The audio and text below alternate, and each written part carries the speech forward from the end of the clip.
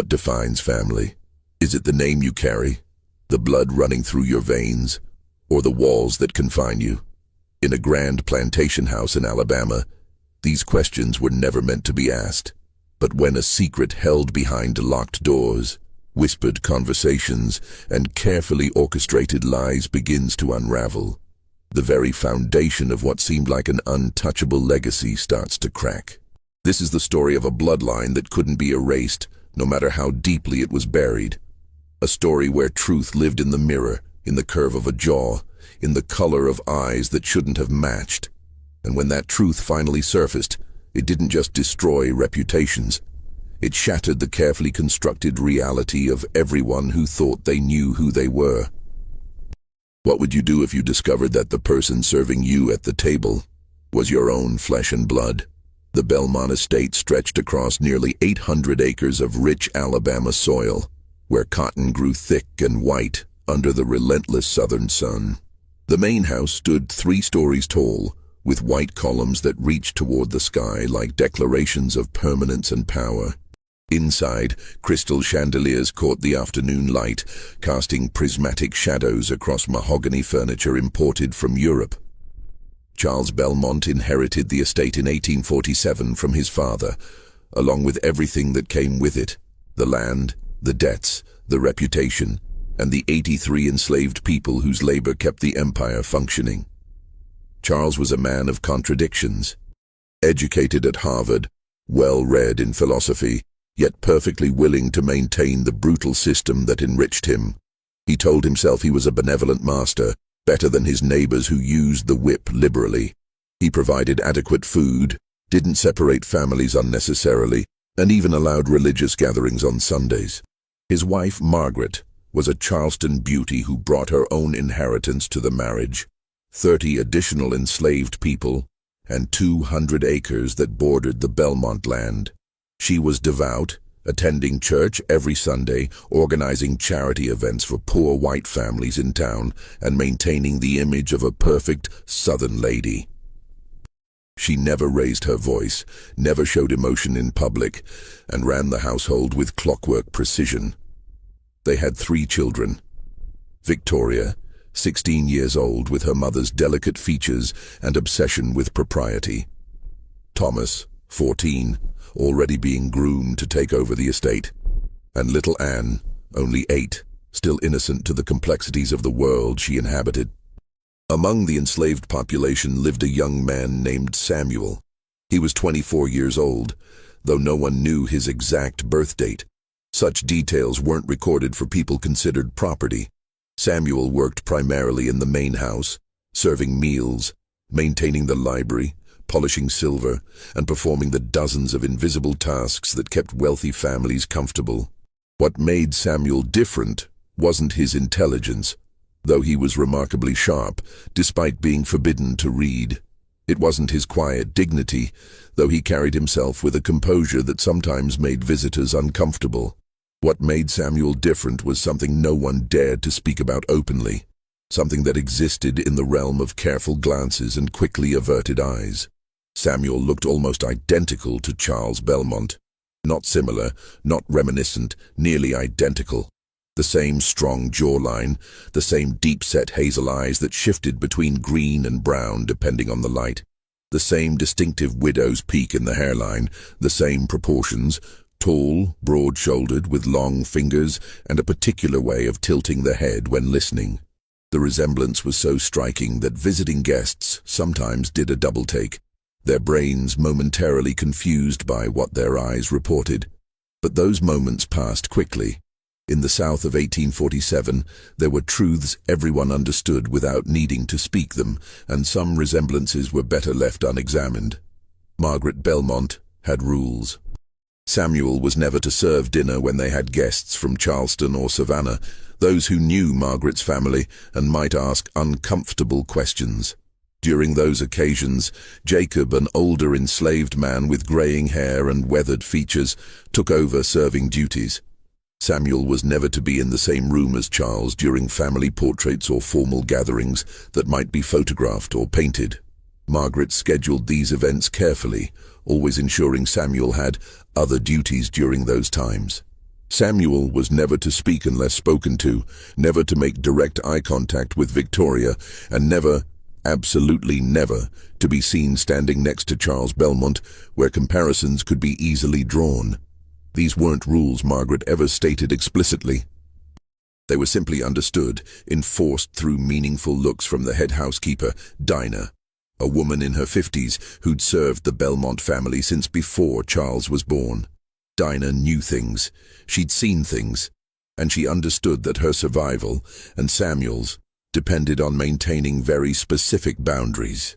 But there was something else, something that made the situation even more complicated. Margaret treated Samuel differently. Not kindly, exactly. Margaret was never cruel to any of the enslaved people in an overt way. That would have been beneath her dignity. But with Samuel there was a coldness that went beyond her usual detachment. When he served her tea, she would never thank him, whereas she might offer a curt nod to others. When he entered a room, her shoulders would tense almost imperceptibly. She would find small faults: the silver wasn't polished enough, the curtains weren't hung precisely straight, and ensure Dinah reprimanded him. It was the behavior of someone who resented an injustice they couldn't correct. Charles, on the other hand, displayed a different peculiarity. He never looked directly at Samuel, not once. When Samuel served his dinner, Charles would stare at his plate, at the wall, at his wife, anywhere but at the young man standing 3 feet away. When Samuel spoke in response to a question, Charles would nod without raising his eyes. The other enslaved people noticed. They talked about it in the quarters late at night, speaking in whispers and half-finished sentences. "The master's afraid of his own face," old Marcus said one evening, staring into the small fire they'd built for warmth. "Hush that talk," Dinah snapped. Though her eyes showed she agreed. Some truths are dangerous for everyone. Samuel himself rarely spoke about it. What was there to say? He'd grown up on the Belmont estate, born to Lily, a woman who'd worked in the main house until her death from fever when Samuel was 12. Lily had been beautiful once, with smooth features and eyes that carried intelligence she'd never been allowed to use. She'd also taken her secrets to the grave. In April of 1849, everything changed with the arrival of Dr. William Harrison. Harrison was a physician from Boston, traveling through the South to study blood diseases and hereditary conditions. He'd developed a theory about blood types and family inheritance patterns, revolutionary ideas that wouldn't be fully understood for another 50 years. He was documenting family medical histories, looking for patterns in inherited traits, diseases that ran in bloodlines. Charles Belmont, always eager to appear progressive and scientific, invited Dr. Harrison to stay at the estate for 2 weeks. It would be good for his reputation to host such a distinguished northern scientist, to show that southern gentlemen valued knowledge and advancement. Dr. Harrison arrived on a Thursday afternoon, his carriage loaded with medical equipment, notebooks, and various instruments that fascinated young Thomas. Margaret organized a welcoming dinner, inviting neighbors from surrounding plantations to meet their educated guest. Samuel served the meal. Dr. Harrison was mid-conversation with Charles about Harvard. They'd attended a decade apart, when Samuel leaned forward to pour wine. The doctor stopped speaking mid-sentence, his eyes moving between Samuel and Charles with the analytical gaze of someone trained to notice details. "Remarkable," Harrison said quietly. The table fell silent. Margaret's hand tightened on her fork. "What is?" Charles asked, his voice carefully neutral. "The servants here, they're well-formed, good constitutions." Harrison seemed to catch himself, returning to his wine. "You must ensure adequate nutrition. So many plantations neglect basic health maintenance." The conversation resumed, but Margaret had noticed that brief moment, that flash of scientific curiosity in Harrison's eyes as they moved between her husband and the enslaved man pouring his wine. Over the following days, Dr. Harrison conducted his research. He interviewed the Belmont family about their medical history. Who died of what ailments ran in the family, any unusual conditions or traits. He sketched family trees, documenting patterns of inheritance. Margaret watched nervously as he worked, finding excuses to be present during his interviews, subtly steering conversations away from certain topics. On the fifth day, Harrison asked Charles an unexpected question during their afternoon conversation in the study. "Your father, did he maintain detailed records of the plantation? Medical records, birth records, that sort of thing?" "Some," Charles replied cautiously. "Why do you ask?" "I'm interested in hereditary patterns across generations. Sometimes studying the health of an entire estate population can reveal fascinating patterns." Harrison smiled pleasantly. "Would you mind if I examined those records? Purely for research purposes?" Charles hesitated. "I'm not sure they'd be useful to you. They're rather incomplete. Nevertheless, I'd be grateful for the opportunity." Something in Harrison's tone made it clear this wasn't a casual request.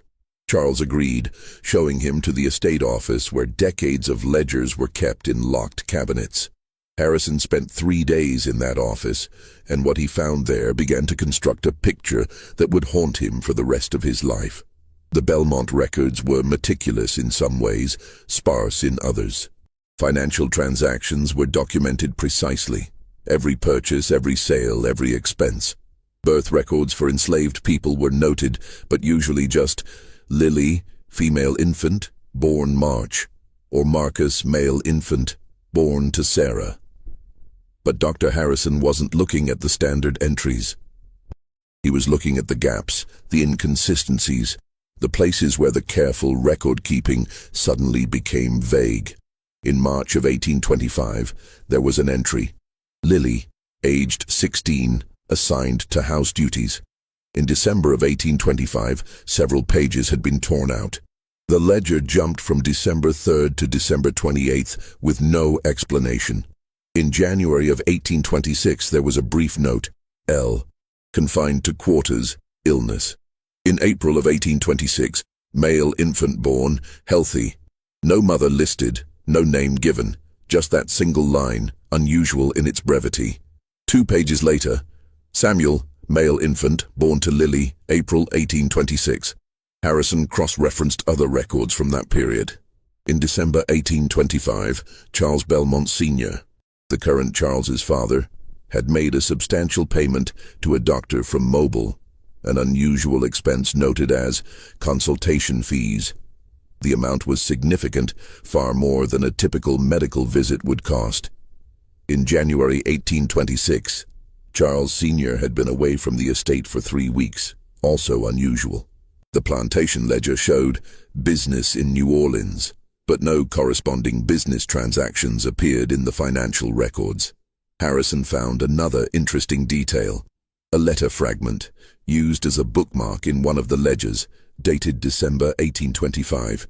It was in an elderly woman's handwriting, addressed to Charles Belmont Sr.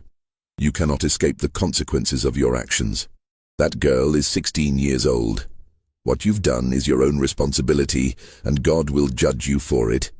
Even if the law will not, you must make provisions." The letter wasn't signed, but the handwriting matched other correspondence from Abigail Belmont, Charles Sr.'s mother, a woman known for her strict moral code who died in 1827. Harrison sat back in the office chair, the pieces assembling themselves into an undeniable picture. Charles Belmont Sr. had fathered a child with Lily when she was 16 years old.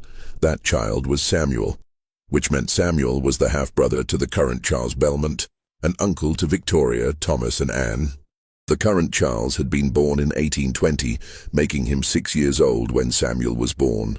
Old enough, perhaps, to have vague memories of household tension, whispered arguments, his grandmother's tight-lipped disapproval. Did Charles know? Harrison suspected he did. That would explain the avoidance, the careful rules, the way Charles navigated the house, ensuring he and Samuel were never in the same social space simultaneously. Did Margaret know? Harrison suspected she did too. That would explain her cold treatment of Samuel, her carefully orchestrated exclusions. She wasn't cruel to him out of general hardness. She was cruel to him because he was a living reminder of her husband's bloodline, a reminder that her children shared ancestry with an enslaved man, that the purity she obsessed over was already compromised. But there was something else Harrison found. something that transformed this from a tragic but common story of exploitation into something far more disturbing. In the medical records Harrison requested from the local doctor who served the Belmont family, there was documentation of a serious illness that had struck Victoria in 1847, 2 years before Harrison's arrival. She'd developed a severe fever and mysterious bleeding condition. The local doctor had been baffled, trying various treatments that failed. Victoria had deteriorated rapidly, growing pale and weak until there was genuine fear she might die. The doctor's notes described a desperate attempt. Patient required blood replacement, standard leaching failed. Attempted direct blood transfusion as experimental treatment. Blood transfusion in 1847 was extremely rare and dangerous, barely understood. The doctor's notes continued. Family members tested for compatibility. Mother experienced severe reaction, deemed unsuitable. Father experienced moderate reaction, deemed too risky. Brother Thomas too young, deemed unsuitable. Searched household for compatible donor. And then, successful transfusion performed using household servant S. Remarkable compatibility. Patient responded well. Recovery began within 24 hours. Harrison's hands trembled slightly as he read this. They had used Samuel's blood to save Victoria's life. In 1847, medical science didn't understand blood types. The ABO blood type system wouldn't be discovered until 1901. Transfusions were essentially trial and error. Most resulted in severe reactions and death. The fact that Samuel's blood not only didn't kill Victoria, but actually saved her was significant. It suggested close genetic compatibility. It suggested family. Harrison reviewed the doctor's notes more carefully. There were observations about the similarities in blood appearance and behavior between Samuel and the Belmont family samples. The doctor had noted it as curious, but hadn't drawn any conclusions beyond the successful medical outcome. But Harrison understood what this meant. The Belmonts had used Samuel's blood, the blood of Charles's half-brother, to save Charles's daughter. They had literally shared blood in the most direct way possible. Victoria was alive because the enslaved man who served her dinner carried the same bloodline she did. And they all knew. Charles had been there during the transfusion, had witnessed Samuel's blood flowing into his daughter's veins. Margaret had been there, watching the one person she most resented save the child she most loved. Victoria herself had been semi-conscious but aware enough to understand what was happening. The secret wasn't just about Samuel's parentage anymore. It was about a debt that could never be acknowledged, a life saved by blood that officially wasn't supposed to be related at all. Harrison closed the medical records, his mind racing. He was a man of science, yes, but he was also from Boston, where abolitionist sentiment ran strong. He'd witnessed slavery firsthand during his southern travels, had documented the medical neglect, the preventable diseases, the shortened lifespans. But this was different. This was a family literally sustained by the very person they enslaved, bound by blood they refused to recognize. What was he supposed to do with this information? Dr. Harrison made a decision that would prove catastrophic. On his 10th day at the estate, he requested a private conversation with Charles. They met in the study after dinner. Brandy poured, door closed. Margaret, with the intuition of someone constantly monitoring for threats, lingered near the hallway, her embroidery forgotten in her lap. "Mr. Belmont," Harrison began, "my research here has been enlightening." Charles stiffened slightly. "I'm glad to have been of assistance to your scientific endeavors. I've reviewed your family's medical history quite thoroughly. The records, the treatments, the various interventions over the years." Harrison paused.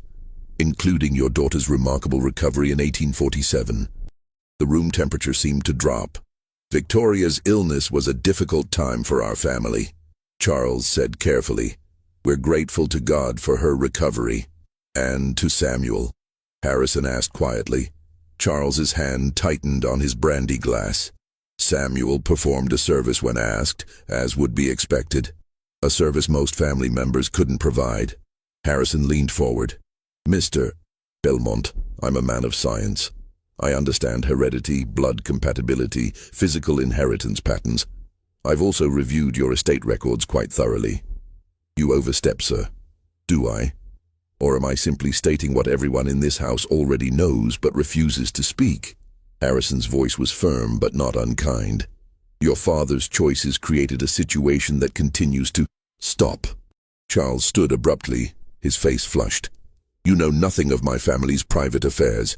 You come here as a guest, abuse my hospitality by prying into confidential records, and now I presume to point out an injustice. That young man is your brother, and you keep him in bondage. The word hung in the air between them, finally spoken aloud. Brother. Charles's face went through several emotions: anger, fear, shame, and finally a cold hardness. Samuel is property of this estate, as documented in legal records. The circumstances of his birth are irrelevant to his legal status. Even if your insinuations had any merit, which I neither confirm nor deny, it would change precisely nothing. Charles moved toward the door. Your stay here is concluded, Dr. Harrison. I'll have your things prepared. A carriage will take you to Mobile in the morning. Mr. Belmont, this conversation is over. But it wasn't over, because Margaret had heard every word through the door, her face pale, her hands shaking, and because Victoria had been coming down the stairs to ask her father something, and had paused on the landing, listening with growing horror to the exchange, and because Samuel himself was in the hallway, having just finished his evening duties, frozen in place as he heard the truth of his parentage confirmed in angry words for the first time in his life. The secret was no longer secret. Dr. Harrison left the following morning under tense circumstances. Charles didn't come down to see him off. Margaret appeared briefly, her face a mask of rigid politeness, offering no warmth as the carriage pulled away. But Harrison's visit had cracked something open that couldn't be sealed again. Victoria stopped eating. She would sit at the dinner table staring at her food, occasionally glancing toward Samuel when he served, her eyes searching his face for the resemblance she'd never consciously registered before. Now that it had been pointed out, she couldn't unsee it. The uncle who'd saved her life served her in silence, the blood running through her veins, his blood, had given her a second chance at life. And yet he slept in a small cabin, owned nothing, had no future beyond servitude. She began asking questions Margaret refused to answer. Mother, why does Samuel look like father? You're imagining things. Eat your dinner. I'm not imagining it. Everyone sees it. Why does no one speak of it? Victoria, this is not a topic for discussion. Is he father's brother? Margaret slammed her hand on the table with uncharacteristic violence, making the crystal rattle. You will never ask that question again. Do you understand me? Victoria understood. She understood that the answer was yes. Thomas, overhearing these exchanges, began his own observations. He'd always been a clever boy, good with numbers and logic. He started calculating ages, reviewing family stories he'd heard, noticing things he'd previously overlooked. The way their grandmother's portrait seemed to have the same eyes as Samuel. The way father avoided certain rooms when Samuel was working there. Anne, only 10 now, didn't understand the tensions but felt them. She started having nightmares, crying out in the night for comfort that came slowly, if at all. The household was fracturing. Meanwhile, Samuel was experiencing his own crisis. At 24 years old, he'd just learned the confirmed truth of something he'd perhaps suspected, but never allowed himself to fully believe. Charles Belmont, the man who owned him, was his half-brother. The children he served were his niece and nephews. The blood they'd taken from him to save Victoria wasn't just compatible by chance, it was family blood. Samuel found himself staring at Charles during those rare moments when their paths crossed, searching for something, recognition, guilt, anything human. But Charles had perfected his avoidance, his eyes sliding past Samuel as if he were furniture. Dinah noticed Samuel's growing agitation and pulled him aside one evening in the kitchen. You need to bury this deep, she said urgently. Nothing good comes from this truth being out. You hear me? How can I pretend I don't know? Samuel's voice was strained. How can I? You survive. Same way your mother survived. Same way all of us survive. Dinah gripped his shoulders. The master won't acknowledge you. He can't. It would destroy everything. His marriage, his standing, his children's future. And if you push it, if you make it impossible for him to ignore, he'll solve the problem the only way he can. Samuel understood. He could be sold. Sent so far away that the resemblance wouldn't matter anymore, that the uncomfortable truth could be erased by distance. Or worse. But they used my blood, Samuel said quietly. They took from me to save her. And you think that gives you rights? You think that makes you family? Dinah's eyes were sad. Boy, it makes you useful, that's all. Don't mistake necessity for recognition. Victoria Belmont had been raised to be a proper Southern lady, obedient, graceful, concerned with reputation and marriage prospects. At 18 years old in 1849, she should have been focused on the upcoming social season, on which young men from good families might court her. Instead, she was consumed by moral crisis. She couldn't stop thinking about it. She'd lie awake at night, remembering the fever, the delirium, the moment of waking up to see Samuel's face, pale from blood loss, as the doctor worked with his primitive equipment to transfer life from his veins to hers. She'd asked weakly, "What's happening?" And her father had answered, "He's helping you. Don't speak. Save your strength." He's helping you. Not a relative, not family, just he. An unnamed service provider. Victoria began doing something dangerous. She started observing Samuel as a person. She noticed how he read titles of books while shelving them, his fingers lingering on the spines, as if memorizing words he'd never been taught to decipher. She noticed how he was gentle with Anne when the child ran through the hallways, how he'd steady her with a hand on her shoulder and a soft, careful little miss that carried avuncular warmth. She noticed he had their grandmother's hands, the same long fingers, the same distinctive shape to the nails. One afternoon, when her mother was at a social call and her father was in the fields, Victoria did something absolutely forbidden. She went to the kitchen where Samuel was polishing silver and dismissed the other servants. "I want to speak with you," she said quietly. Samuel looked up, alarm in his eyes. "Miss Victoria, that wouldn't be appropriate. 2 years ago, you saved my life." Silence. "I was dying, and they used your blood because my own family's blood couldn't save me." Victoria's voice shook. "Why did you agree to it?" Samuel stared at the silver in his hands. "I wasn't asked to agree, miss. I was told." "But did you—" Victoria struggled for words. "Did you want to?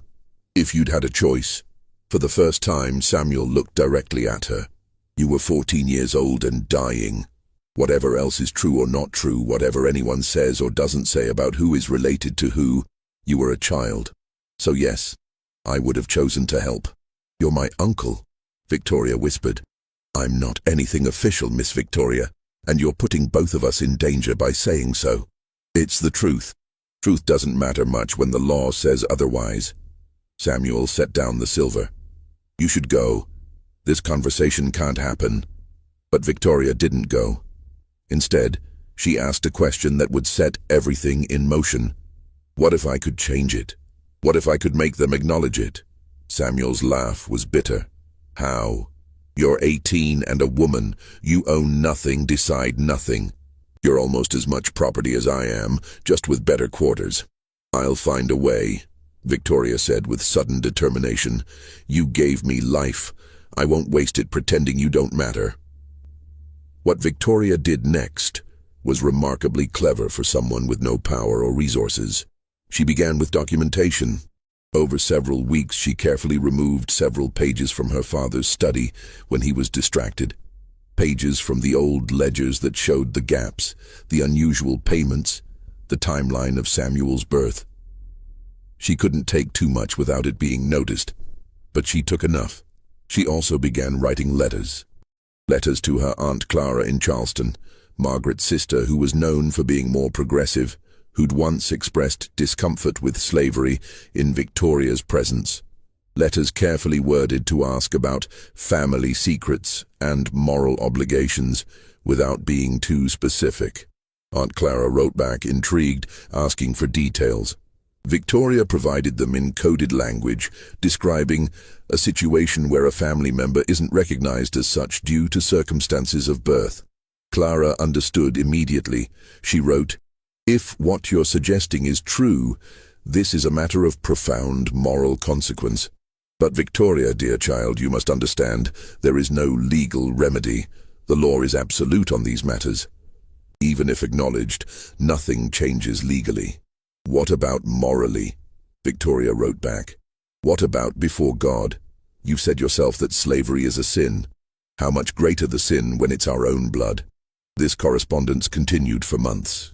Clara, childless and wealthy from her late husband's shipping fortune, began to form an idea. Meanwhile, the tension in the Belmont household grew unbearable. Charles had discovered that Harrison had examined the old records in detail and became paranoid about what else the doctor might have found or whom he might tell. He sent letters to medical societies Harrison was associated with, carefully worded to undermine his credibility should Harrison speak publicly about what he'd discovered. Margaret increased her control over household operations, implementing even stricter rules about Samuel's duties and movements. She had him reassigned from house service to working in the fields, a demotion that everyone understood as punishment, though no one could say for what. But Samuel was not physically suited to field work after years in the house, and he began to suffer. His hands, used to careful polishing and serving, blistered and bled from the cotton harvest. His back, unaccustomed to the constant bending, developed chronic pain. Dinah protested to Margaret. "He's a house servant, Mom. He doesn't have the constitution for field labor." "Then he'll develop it," Margaret replied coldly. "I've made my decision." Victoria watched Samuel deteriorate over several weeks, watched him come back to the main house in the evenings. He still slept in the house servants' quarters, with hands wrapped in strips of cloth, moving stiffly from pain. She made her own decision.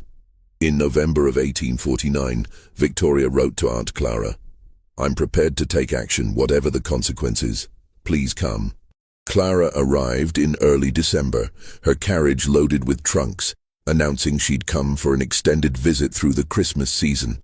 Margaret was surprised, but couldn't refuse her own sister, especially one as wealthy and socially connected as Clara. What Margaret didn't know was that Clara had brought something with her.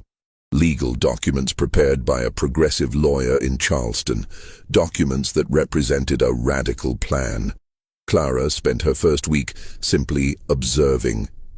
She watched how the household operated, how Margaret controlled everything with tight precision, how Charles avoided certain spaces and people. She watched Samuel, noting the resemblance that was so obvious it was almost absurd that everyone pretended not to see it. She also spent time with Victoria, who explained everything in whispered late-night conversations in her bedroom. "Are you absolutely certain about this?" Clara asked her niece. "If we proceed, there's no going back. Your mother will never forgive you. Your father might disown you. Society will turn against you." "He saved my life," Victoria said simply. "And they worked him in the fields like an animal as punishment for what? For existing. For looking like what he is. This won't free him," Clara warned. "Even if everything we plan succeeds, the law won't change. You understand that?" "I understand. But there are different kinds of freedom." Clara nodded slowly. "Then we proceed. But we must be extraordinarily careful." The plan was complex and relied on legal technicalities that were rare but possible. Clara would purchase Samuel from Charles. This in itself wasn't unusual. Family members sometimes sold enslaved people to each other for various reasons. Charles would have no particular reason to refuse a good offer from his sister-in-law. Once Samuel was Clara's property, she would take him to Charleston. South Carolina law, while still maintaining slavery, had provisions that allowed for voluntary enslavement, a legal status where an enslaved person could theoretically choose to remain enslaved, rather than face the dangers of being free black in the South. More importantly, the same legal framework had a rarely used provision allowing for manumission under specific conditions, including being transported to a northern state. Clara would take Samuel to Pennsylvania, where she had connections to abolitionist communities. There, she would free him legally and help him establish a new identity. Victoria's role was different. She would create undeniable public documentation of Samuel's parentage and the blood transfusion before he left. Not to change his legal status, that was impossible, but to create a historical record, something that couldn't be erased or denied by future Belmont generations. It was revenge in a way, revenge against a family that valued reputation above all else. A permanent stain on the Belmont name that would exist in official records, accessible to historians, genealogists, anyone who looked carefully enough. The plan was dangerous, potentially deadly if handled wrong. But Clara was wealthy enough to be semi-untouchable, and Victoria was determined enough to accept the consequences. They began in mid-December of 1849. Clara approached Charles casually one afternoon as he reviewed accounts in his study. "Charles, I have a proposition for you." He looked up, distracted. "Yes? I'm in need of a personal manservant for my household in Charleston, someone trained, competent, capable of managing a large house." Clara settled into a chair. "I notice you have a young man here, Samuel, I believe, who seems quite capable." Charles froze, his pen stopping mid-stroke. "I'd like to purchase him," Clara continued smoothly. "I'm prepared to offer above market value. Say, $1,200. It was indeed above market value, significantly so. Charles could use the money. The plantation always needed capital. But he stared at Clara with suspicion. "Samuel is adequate at his duties here. I'm not certain I wish to sell him. Come now, Charles. You have plenty of house servants. Margaret mentioned you recently assigned him to fieldwork anyway, so clearly he's not essential to household operations." Clara smiled pleasantly. $1,200 is generous. Take it as a gesture of family goodwill. Charles felt trapped. Refusing a generous offer from his sister-in-law without good reason would raise questions. He couldn't say, "I can't sell him because he's my half-brother and having him nearby is complicated enough," without explaining a refusal. "I'll consider it," he finally said. "Wonderful. Shall we say you'll give me your answer by the end of the week?" That evening Charles discussed it with Margaret in their bedroom. "She knows," Margaret said immediately. "Victoria told her. This is some plot." "A plot to do what? Buy him and take him to Charleston? That solves our problem." "Does it?" Margaret's eyes were hard. "Or does it put him in the hands of someone who might free him, might give him education, might create an even bigger scandal than his presence here?" "Clara wouldn't. She's your sister. She's always been too soft on the slavery question. You know she supports gradual abolition." Margaret paced the room. "If she takes him, we lose control of the situation entirely." "We don't have control now," Charles said tiredly. "Harrison knows. Victoria knows. Probably half the household knows. The secret is out, Margaret. The best we can do is manage it. By selling him to my sister. By removing the visible reminder of my father's indiscretion." They agreed to the sale. Charles told himself it was a business decision, nothing more. But when he signed the bill of sale 3 days later, his hand shook slightly, the ink blotting. Samuel was informed he'd been sold and would be leaving for Charleston after Christmas. He received the news in silence, his face unreadable. But that night, in the servants' quarters, he wept for the first time since his mother's death. Not from sadness at leaving, but from the overwhelming confusion of grief for a family that had never been his, for a brother who'd never acknowledged him, for a life that might have been different if he'd been born in the main house instead of the cabin. Before they left, Victoria executed her part of the plan. She went to Judge Morrison in town, an old family friend who'd known the Belmonts for decades. She requested a private meeting, saying she needed to make a formal deposition for family records. Judge Morrison, elderly and slightly confused by the request, agreed. Such depositions were sometimes made for inheritance purposes or family history documentation. Victoria arrived with written testimony she'd prepared meticulously. I, Victoria Belmont, being of sound mind, do hereby testify to the following facts for the historical record. In October of 1847, I suffered a severe illness that brought me to the point of death. The attending physician, Dr. Robert Matthews of Willow County, attempted various treatments that proved unsuccessful. As a final experimental measure, Dr. Matthews attempted a blood transfusion, a rare medical procedure. My mother, Margaret Belmont, was tested and found incompatible. My father, Charles Belmont, was tested and found moderately compatible, but the doctor deemed the procedure too risky. The enslaved person Samuel, property of the Belmont estate, was tested and found highly compatible. The transfusion was performed successfully, and I credit my survival to this intervention. I further testify that Samuel bears remarkable physical resemblance to my father and to my paternal grandmother, the late Mrs. Abigail Belmont. This resemblance has been noted by numerous household members and visitors over the years. It is my belief, based on documented timelines in estate records and confirmed by investigation of family correspondence, that Samuel is the biological son of my grandfather, Charles Belmont Sr., and the enslaved woman Lily, who died in 1838. This would make Samuel my father's half-brother and my biological uncle.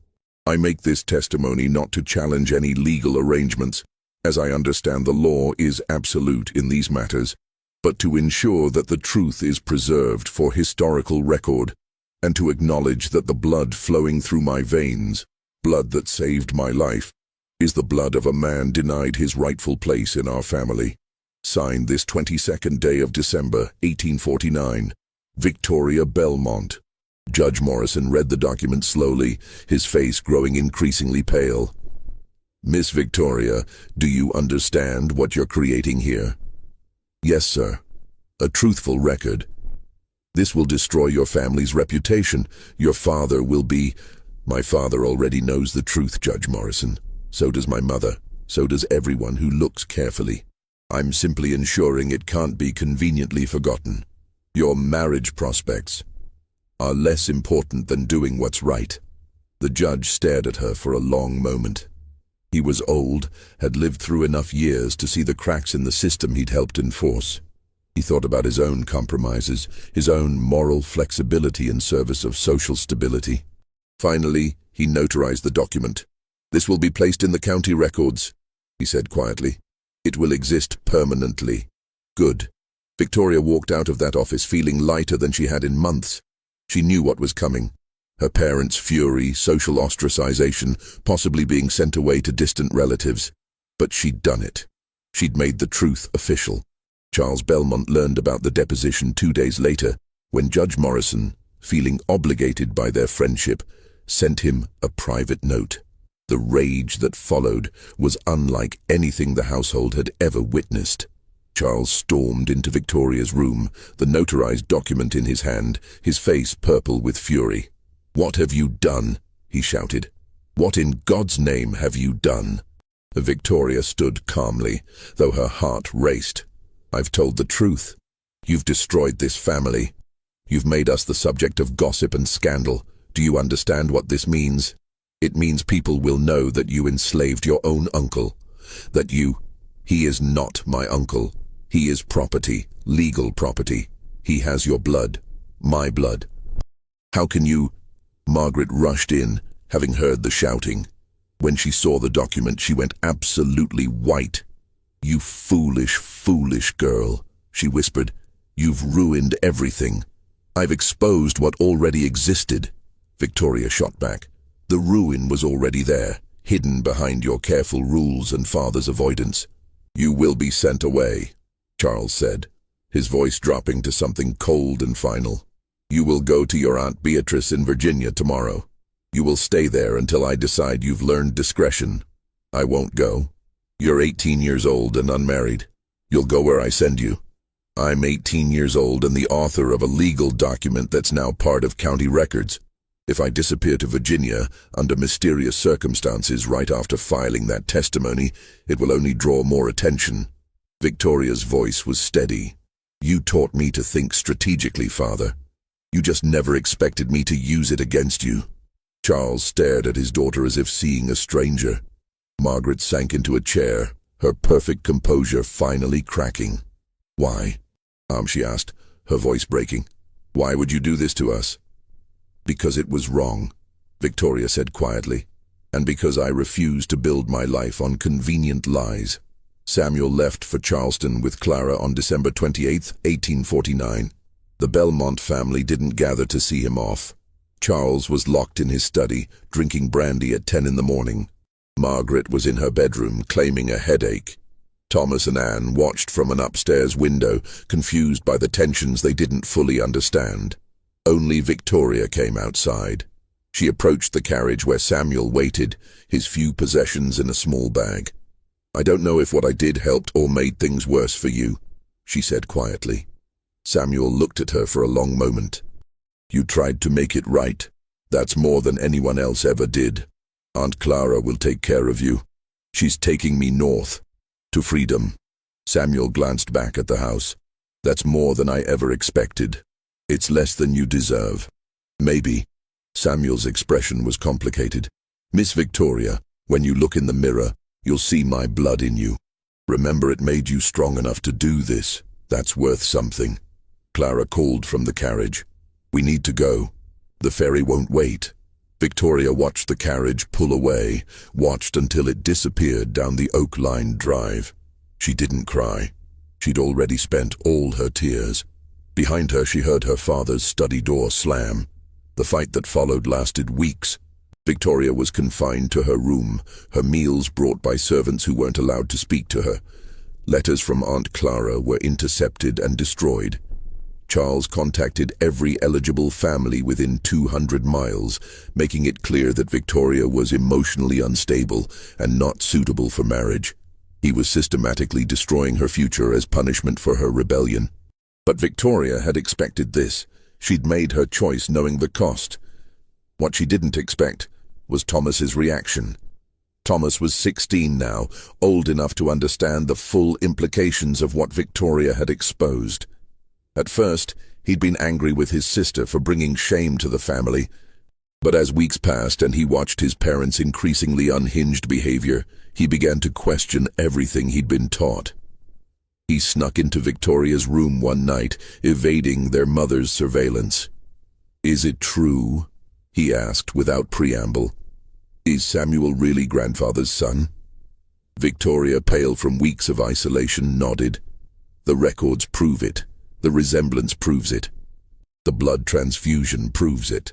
Then we enslaved our own uncle. Yes. Thomas sat on the edge of her bed, his head in his hands. How do we live with that?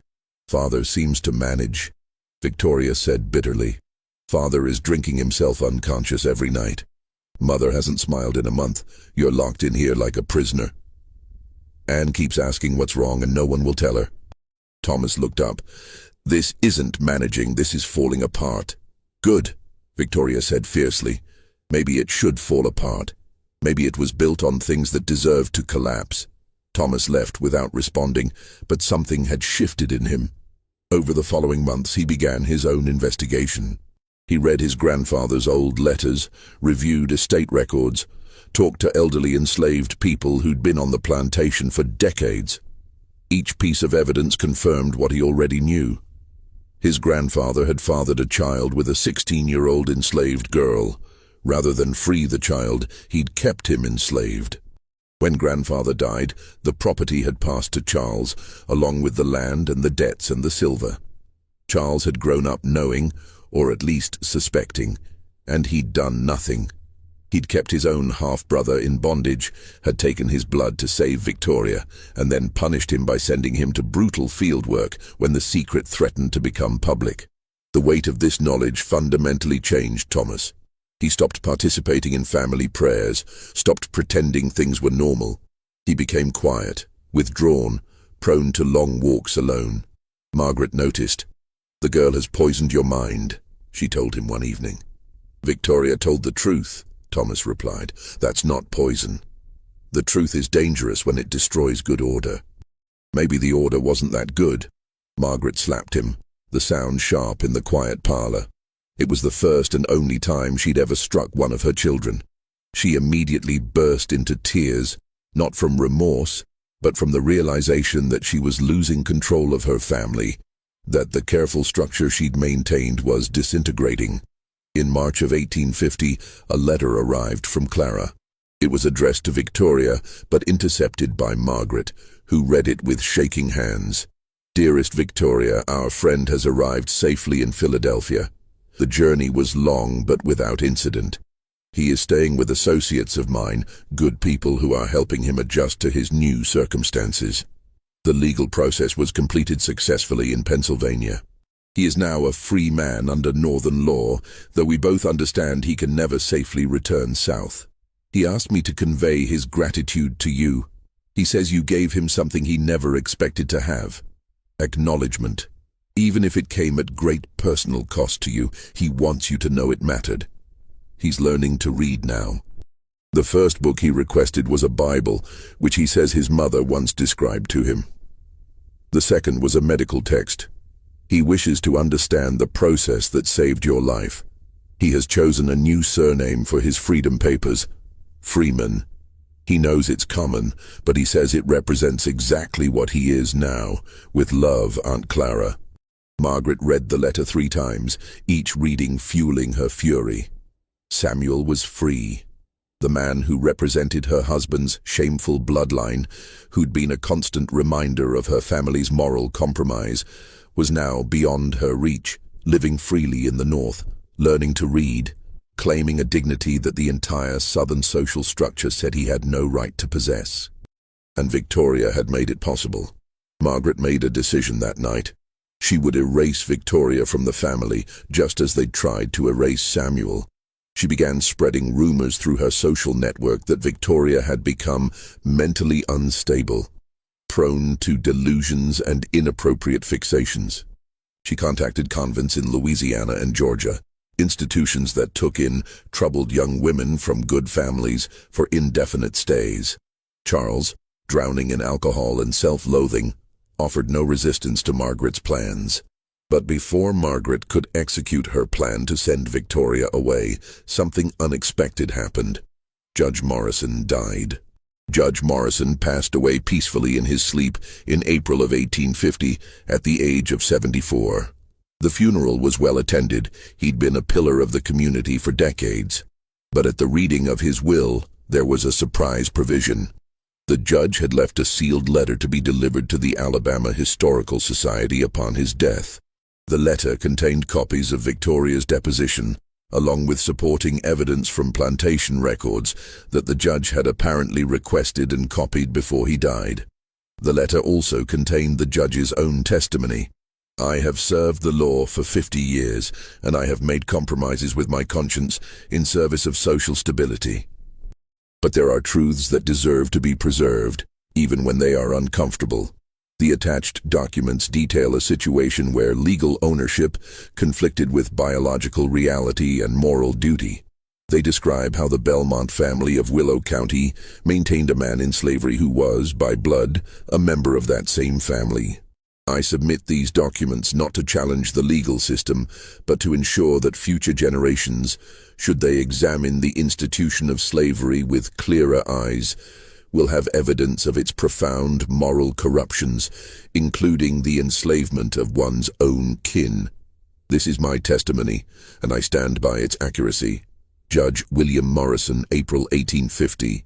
When this became known, and in small communities such things always became known, the social consequences for the Belmont family were devastating. They weren't ostracized completely. They were too wealthy and powerful for that.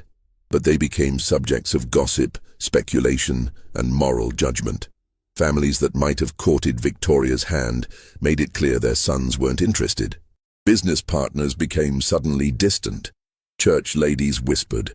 The perfect facade Margaret had maintained for decades crumbled in weeks. Charles retreated entirely from social life, managing the plantation from his study, seeing no one outside the immediate family.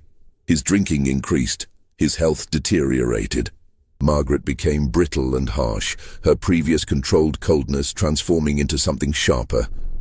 She fired servants for minor infractions, implemented stricter controls, and began attending church 3 times per week, as if piety might restore what had been lost. And Victoria remained trapped in the house, unmarriageable, socially ruined, but oddly at peace. In June of 1851, another letter arrived from Clara, this time addressed to Thomas, and successfully reaching him before Margaret could intercept it. Dear Thomas, I write to you because I believe you've developed the wisdom to understand complex truths. Samuel is thriving in Philadelphia. He's found work as an apprentice to a furniture maker, using the skills he developed maintaining the Belmont house. He attends reading classes in the evenings and has become part of the free black community here. But he asked me to convey something to you specifically. He says, "Tell the boy, Thomas, that blood doesn't determine character. I share blood with men who owned me, but I share values with people who freed me. He has a choice about what kind of man he becomes. The blood doesn't decide. He does. Thomas, you're 16. In a few years you'll inherit the estate and everything that comes with it. Samuel wanted you to know that inheritance is a choice, not just a destiny. You can choose what to keep and what to let go. Your aunt, Clara." Thomas read this letter dozens of times, memorizing the words. Blood doesn't determine character. It became something like a mantra for him. He began changing slowly, in small ways his parents barely noticed in their own deterioration. He started treating the enslaved people on the estate with more respect, learning their names, asking about their families. He began questioning his father's business decisions, suggesting improvements to living conditions. It's more efficient if they're healthy, he'd argue, using economics to mask morality.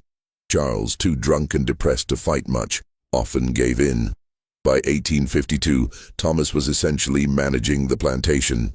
Charles was a ghost in his own house, haunted by guilt, alcohol, and the public knowledge of his family's shame.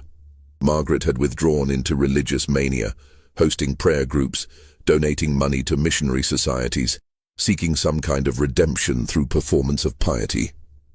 Victoria remained unmarried, now 21, past the prime age for marriage. She spent her time reading, writing, and teaching Anne about the realities of the world they lived in.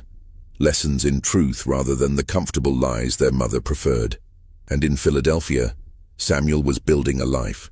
He'd married a free black woman named Ruth, a seamstress with her own business. They had a small house in a mixed neighborhood. Samuel had finished his apprenticeship and was working as a skilled furniture maker, his pieces known for their quality craftsmanship. He'd created a family on his own terms, a family that claimed him fully. In 1853, Charles Belmont fell seriously ill. The doctor diagnosed it as liver disease, almost certainly from years of heavy drinking. Charles deteriorated rapidly, his skin taking on a yellowish tint, his body weakening until he could barely leave his bed. Thomas, now 20, managed everything: the plantation, the finances, his mother's increasingly erratic behavior, his sister's welfare. On a July evening when Charles knew he was dying, he called Thomas to his bedside. Margaret was at church. They were alone. "There are things you need to know," Charles said weakly, "before I'm gone." "I know about Samuel," Thomas said quietly. "Everyone knows now. Not just about him, about the choices I made." Charles struggled to breathe. "My father put me in an impossible situation. When he died, Samuel was 10 years old. I was 27, newly married to your mother. The estate was in debt. I had responsibilities. You could have freed him. And done what? Sent a 10-year-old into the world alone? Free black children had no prospects, no safety. He'd have been re-enslaved by someone else, or starved." Charles coughed painfully. "I told myself I was protecting him by keeping him here." "Were you?" Charles closed his eyes. "I don't know. I stopped knowing what was true and what was convenient somewhere along the way." When Victoria got sick, you used his blood. I did. And I've never felt more like a monster. Charles's voice broke. He saved my daughter, and I couldn't even acknowledge him. I couldn't even say thank you. Because saying thank you would mean admitting the relationship, and admitting the relationship would mean admitting you'd done wrong, admitting everything I'd built was wrong. Charles opened his eyes, looking at his son. Thomas, when you inherit this place, you'll face the same choices, the same system, the same impossibilities. I'll make different choices. Will you, when it's your children's futures at stake, your reputation, your economic survival? Charles grabbed Thomas's hand with surprising strength. The system doesn't forgive morality, it punishes it. Then the system should change. Charles laughed bitterly. You sound like the abolitionists. It'll take a war to change this, boy. Maybe not in my lifetime, but in yours. And when it comes, this whole world will burn. He died 3 days later, at the age of 47. His final words incoherent mumblings about blood and brothers and debts unpaid. At 20 years old, Thomas Belmont inherited a plantation, 83 enslaved people, substantial debts, and a family reputation in tatters.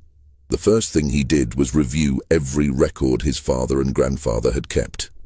He understood now that history was what you documented, what you preserved or destroyed.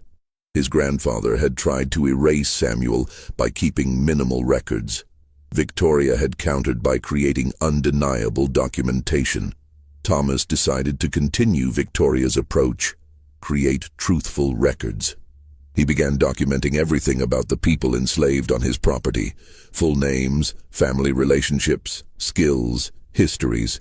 He recorded births with both mother and father listed when known. He recorded deaths with causes and details. He created a comprehensive record of lives rather than just property inventories. His mother was horrified. You're making them seem like people. They are people, Mother. You know what I mean? You're creating documents that could be used against us. Against us? Or as evidence of truth? Margaret had no answer to that. Thomas also began changing operations. He couldn't free anyone. The law was absolute, and doing so would bankrupt the estate and leave him unable to help anyone. But he could improve conditions. Better housing, better food, access to medical care, keeping families together, allowing limited education for children. He knew these were small mercies within an immoral system. He knew he was still complicit. But he also knew that immediate, total abolition wasn't within his power. The law, the economy, his responsibilities to his family all constrained him. I'm trying to be less evil, he confessed to Victoria one evening. I know that's not the same as being good. It's more than Father managed, Victoria replied.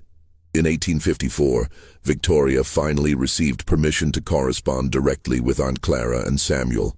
The letters that went back and forth over the next few years created a strange kind of relationship.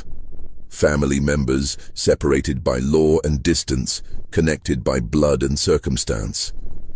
Samuel wrote about his life, his furniture business growing, Ruth giving birth to a daughter they named Grace, his involvement with the Underground Railroad helping others escape bondage, his continued education.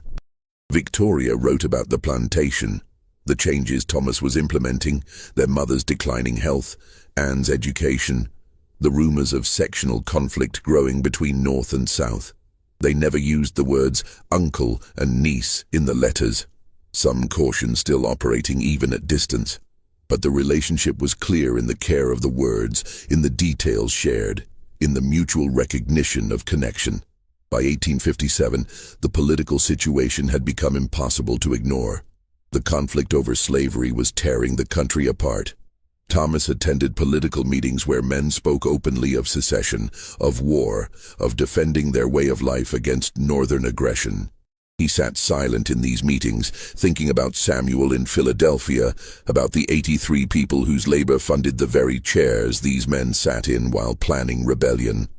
Victoria, now 26 and resigned to spinsterhood, had found a different kind of purpose. She'd begun teaching the enslaved children on the estate to read secretly, in direct violation of Alabama law. If discovered, she could be imprisoned or fined. She didn't care. If the system is already breaking, she told Thomas, then its rules don't bind us anymore. Margaret discovered the illegal school in late 1857 and had a complete breakdown. She'd spent years trying to contain the damage to the family reputation, and now her own daughter was openly violating the law. "You're insane," Margaret screamed. "You've gone completely insane." "No, Mother, I've become sane." Victoria stood calmly in the face of her mother's hysteria. "You're the one who spent decades pretending family wasn't family, pretending blood wasn't blood. That's insanity." Margaret collapsed, and the doctor was called. He diagnosed nervous exhaustion and prescribed rest and laudanum. Margaret took to her bed, where she would spend most of the remaining years, drifting in and out of drugged sleep. The family had fractured completely. Thomas managed the estate with increasing doubts about whether he even wanted to preserve it. Victoria ran her illegal school and corresponded with abolitionists. Anne, now 16 herself, was caught between two worlds, raised in the old system, but educated by her sister in new truths. And then Fort Sumter was fired upon in April 1861. The war had begun. Thomas was immediately pressured to volunteer for the Confederate Army. Men his age, he was 28 now, were expected to fight, to defend their homeland against what was termed Northern invasion. He delayed, making excuses about needing to manage the estate, caring for his ill mother. But the social pressure was immense. Finally, in August of 1861, he accepted a commission as a lieutenant, more to stop the questions than from any conviction. Before he left, he did something extraordinary. He created a legal document, properly witnessed and notarized, declaring that upon his death, all enslaved people on the Belmont estate would be immediately freed, with provisions for them to receive parcels of land from the estate to start their own lives. It wasn't manumission. He legally couldn't do that under Alabama law, but it was a will, and wills had legal weight. "If I die in this war," he told Victoria, "the system dies here too." "Don't die," Victoria said fiercely. "Come back and dismantle it yourself." Thomas smiled sadly. "I'll try." He left for the war, and Victoria was left alone to manage the plantation with their increasingly unstable mother and teenage Anne. The war years were brutal. Food became scarce. The plantation's production dropped as more enslaved men were conscripted for military labor. Victoria struggled to keep everyone fed, walking a line between maintaining the estate and her growing belief that the entire system deserved to collapse. Letters from Thomas came irregularly. He was fighting in Tennessee, then Virginia, then Georgia. His letters grew darker, describing horrors he didn't have words for, questioning everything he'd been raised to believe. "I'm fighting alongside men who own no one, who are poor as dirt, who are dying to preserve a system that only benefits the wealthy," he wrote in 1863. "What are we even doing? Who does this serve?" And then, in July of 1863, a different kind of letter arrived, not from Thomas, but from his commanding officer. Thomas had been severely wounded at Gettysburg. The letter was clinical.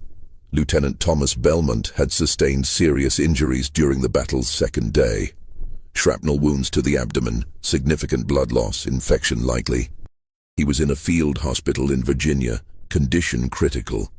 Victoria read the letter 3 times before its meaning fully penetrated. Thomas was dying. She went immediately to her mother's room, where Margaret lay in her laudanum haze. "Thomas is wounded, severely. We need to go to him." Margaret's eyes focused slowly. "Virginia. We can't travel to Virginia. There's a war. He's dying, Mother. Then we'll pray." Margaret closed her eyes again. "God's will be done." Victoria stared at her mother's diminished form, then made a decision. She would go herself. The journey north was dangerous and complicated. Rail lines were disrupted by the war. Roads were unsafe. Victoria sold jewelry to fund the trip, obtained papers declaring her purpose as family emergency, and set out with Dinah as her only companion. They reached the field hospital in early August, a nightmarish place where hundreds of wounded men lay in crowded conditions, many beyond help. Thomas was conscious but weak, his abdomen wrapped in blood-stained bandages. The doctor took Victoria aside. "Infection has set in. He's lost significant blood. We have limited medical supplies. I'm sorry, Miss Belmont, but there's little we can do. Make him comfortable. That's the best option now. There's no treatment, nothing you can try. Not with our resources here. In a proper hospital, perhaps, but even then." The doctor trailed off. The prognosis was clear. Victoria sat with Thomas, holding his hand, watching him fade. He was semi-conscious, drifting in and out, sometimes lucid and sometimes delirious. In a moment of clarity, he gripped her hand. "The will, you found it?" "Yes, it's safe. Make sure it stands, no matter what Mother tries." "I will. And Victoria, tell Samuel. Tell him I understood. Eventually. Tell him I'm sorry it took me so long. You can tell him yourself when you recover." Thomas smiled weakly. "Don't lie to me. We both know."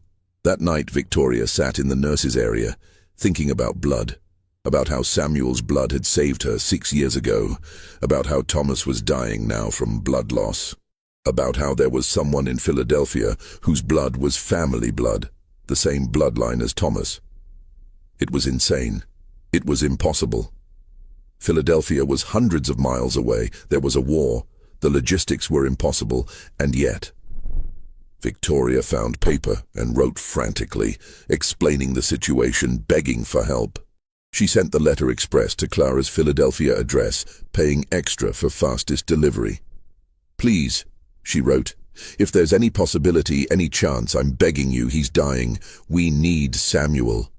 She had no real hope the letter would arrive in time, or that Samuel would come even if it did.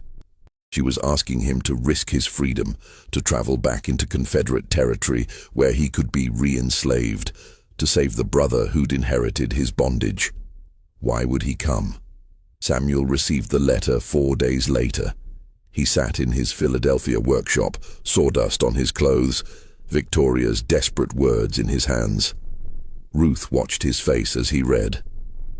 "What is it?" "My half-brother is dying in Virginia. Victoria is asking if I'll come." Ruth's eyes widened. "The brother who enslaved you? The brother who freed me, eventually, or enabled it at least." Samuel set the letter down. "They need blood, for a transfusion, like they did with Victoria." "Samuel, no." Ruth gripped his arm. "You can't go south. If they catch you, if anyone realizes you're a freed slave in Confederate territory, they'll re-enslave you, or worse. There are bounty hunters, slave catchers. I know." "Then you know you can't go." Samuel looked at his wife, then at the letter, then out the window at the free streets of Philadelphia, where he could walk as a man, not property. "He's dying," Samuel said quietly.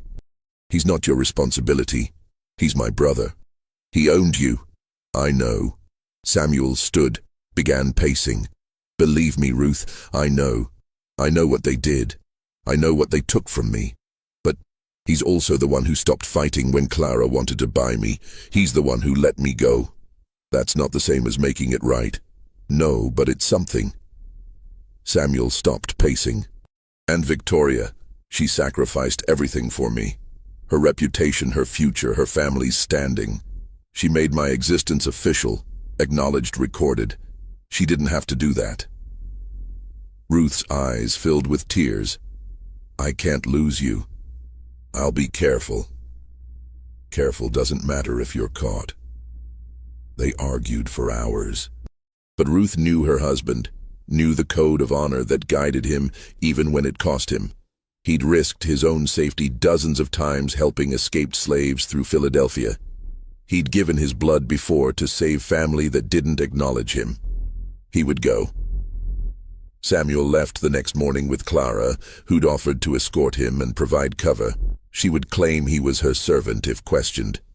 They had papers forged by abolitionist contacts, documents declaring Samuel as property of Clara Hayes, traveling under her protection. The irony of using false enslavement papers to travel safely wasn't lost on either of them. The journey took 8 days through war-torn country. They were stopped twice by Confederate patrols, but Clara's Charleston accent and imperious manner got them through. Samuel played the role of submissive servant, eyes down, silent, everything he'd been taught before freedom. Each moment he had to perform that submission was agony. They reached the Virginia Field Hospital on August 19, 1863. Victoria was sitting beside Thomas's bed when Dinah came to fetch her. "Miss Victoria, you need to come." Victoria found Samuel and Clara in the hospital's receiving area.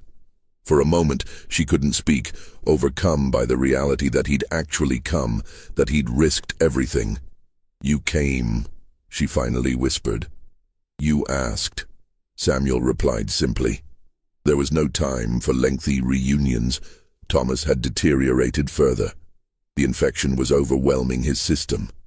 The doctor was skeptical about the transfusion attempt. "I've performed 2 this month. Both patients died. The procedure is simply too risky, too imprecise." "He's dying anyway," Victoria said. "What does he have to lose? And this man—" The doctor gestured to Samuel. "He's willing?" "I am," Samuel confirmed. The doctor shrugged, too exhausted from months of wartime medicine to argue.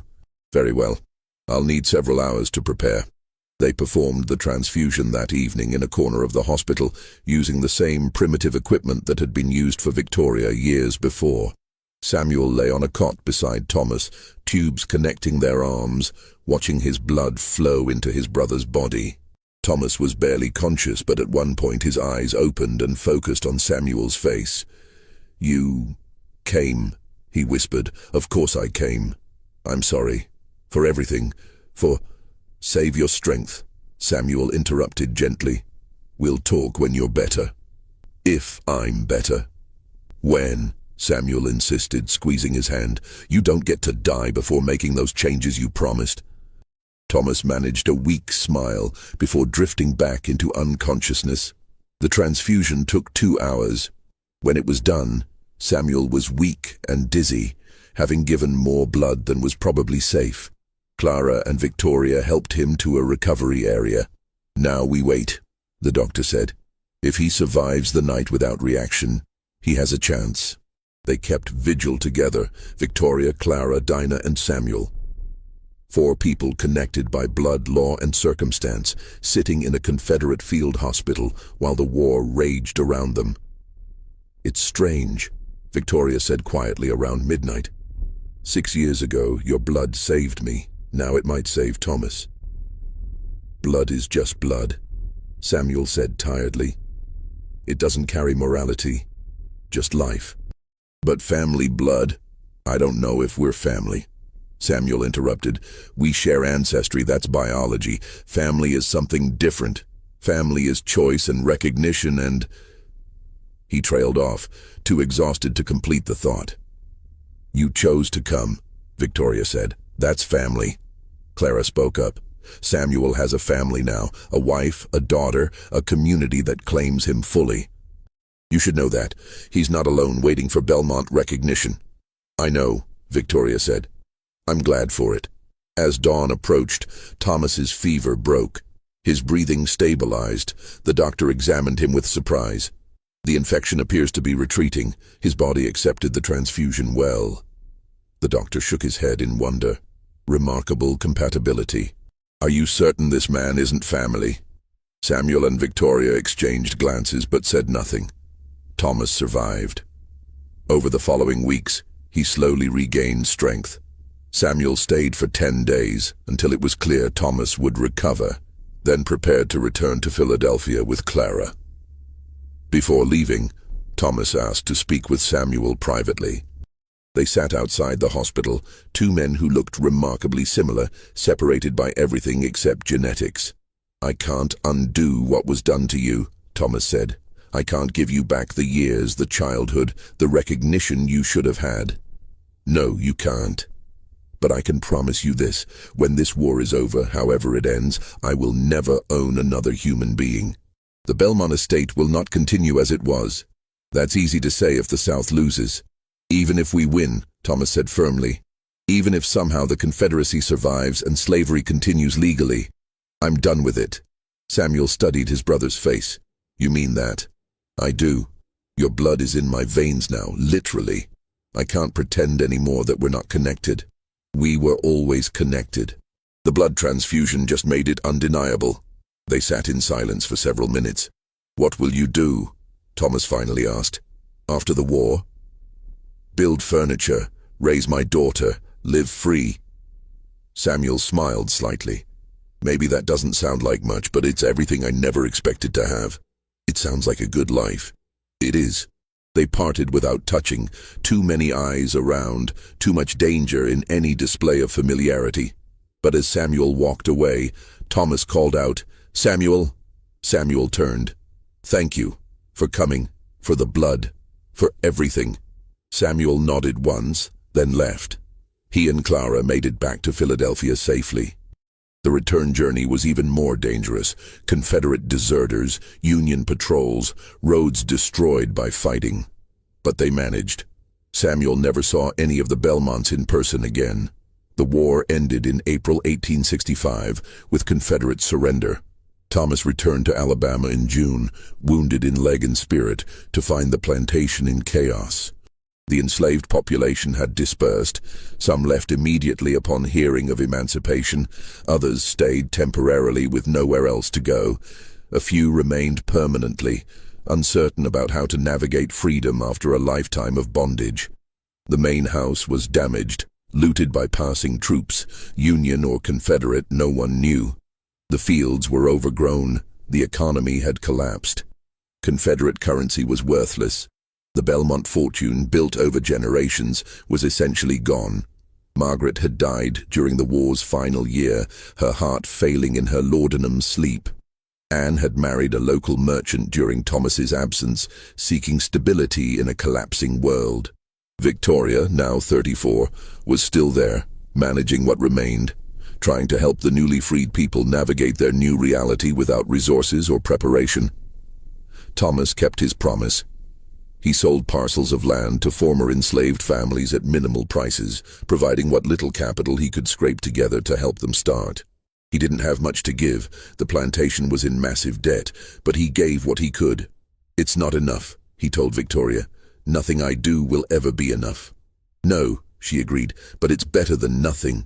They wrote to Samuel informing him of the war's end, of the changes, of their mother's death. Samuel wrote back, his letter formal but not unkind. "I'm sorry for your loss. Whatever Margaret's faults, she was your mother, and grief is grief. I'm glad the war is over. I'm glad the system has ended, at least legally. I know the reality is more complicated. Freedom without resources isn't much freedom. Thomas, I appreciate your efforts to make amends. I recognize they come at personal cost, but I want you both to understand something. I don't need Belmont recognition anymore. I needed it once, desperately, when I was young and enslaved, and believed that acknowledgement might change my circumstances. But I've built a life now without it. I'm Samuel Freeman, furniture maker, husband, father, free man. That's my identity. What happened at Belmont Estate is history.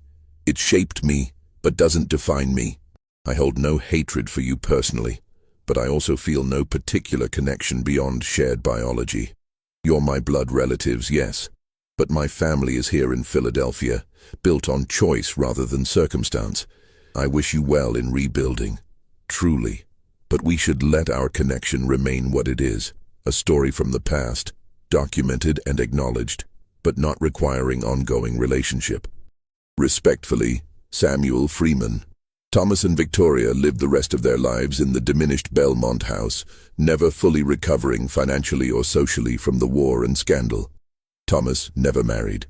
He spent his years trying to make reparations in small ways, providing employment to freed people, supporting schools, testifying in legal cases about property rights for black landowners. It was never enough, and he knew it. Victoria also remained unmarried, finding purpose in teaching and in preserving historical records. She continued documenting everything, creating an extensive archive of the plantation's true history, the comfortable lies and the uncomfortable truths. Anne had 3 children and maintained distance from her siblings, embarrassed by the family's reputation. She never spoke about Samuel, never acknowledged the history to her own children. In 1878, Thomas received word that Samuel had died of pneumonia in Philadelphia at age 52. He'd left behind a widow, 3 children, and a successful furniture business that would be carried on by his sons. Thomas attended no funeral. It would have been complicated, even dangerous, given the racial climate. But he placed a notice in the Philadelphia newspaper, in memory of Samuel Freeman, formerly of Alabama, a man of character and dignity. His blood flows in the veins of those who remember him. May he rest in the peace he earned. It was the closest to public acknowledgement he could manage. Victoria died in 1889 at age 58, never having married or left Alabama. In her will, she left her extensive historical archives to the Alabama Historical Society, with instructions that they be preserved permanently. Those archives contained everything: the ledgers showing Samuel's birth, the medical records of both transfusions, Victoria's original deposition, Judge Morrison's testimony, letters between family members, Thomas's will promising freedom to enslaved people, newspaper clippings about the scandal. She documented it all, creating an unassailable historical record of what had happened. Thomas died in 1891 at age 58, alone in the decrepit Belmont house. In his final letter, written to Samuel's eldest son, he wrote, "Your father was a better man than I ever managed to be. He was denied everything: family, freedom, education, recognition, and yet became someone of genuine worth. I was given everything and still failed to be truly good. I share his blood, but I wish I shared his character. Please know that he mattered, that he was acknowledged eventually, that the debt we owed him was never forgotten, even if it could never be repaid. Respectfully, Thomas Belmont." The Belmont estate was sold in 1892 to pay debts. The house was eventually demolished in 1920. The land was divided into smaller farms, but the record survived. In the 1930s, a historian researching slavery in Alabama discovered Victoria's archives at the Historical Society. The story of Samuel and the Belmont family became a case study in academic papers about the complexities of Southern family structures, the hidden racial mixing that the South's racial ideology denied, and the moral contradictions inherent in the slave system. In 1947, exactly 100 years after the first transfusion, a medical researcher studying the history of blood transfusion procedures discovered the Belmont medical records. The fact that 2 successful transfusions had been performed between closely related individuals decades before blood types were understood became a footnote in medical history. And Samuel's descendants living in Philadelphia, Detroit, and Chicago learned about their ancestors' story. They learned about the plantation where he'd been enslaved by his own half-brother, about the blood he'd given twice to save relatives who couldn't acknowledge him, about his escape to freedom and the life he'd built despite everything. They learned that their great-great-grandfather had been denied his family name but had built a legacy more meaningful than the Belmont name ever carried. Because in the end, the Belmont line died out. Anne's descendants changed their name through marriage, distancing themselves from the scandal. No one carried the Belmont name into the 20th century. But the Freeman name continued, carried by Samuel's children, grandchildren, and great-grandchildren, carried by people who knew their ancestors' story, knew about the blood that had been taken and given, knew about the family that had denied him but couldn't erase him. The blood survived. The truth survived. The legacy survived. Not because it was acknowledged by those who should have recognized it, but because one young woman decided documentation mattered more than comfort, and because one freedman chose to give life even to those who denied him his own. The Belmont plantation is gone, the house is gone, the fortune is gone. But in archives, in historical records, in family trees carefully documented, the story remains. A slave who shared blood with the master's family.